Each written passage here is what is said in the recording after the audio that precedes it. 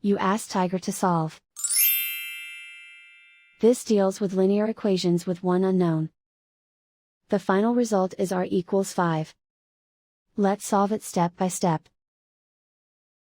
Group all r terms on the left side of the equation. Add 10r to both sides.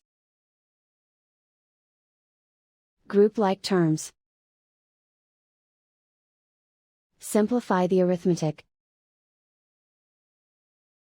Group like terms. Simplify the arithmetic. Group all constants on the right side of the equation. Add 7 to both sides. Simplify the arithmetic.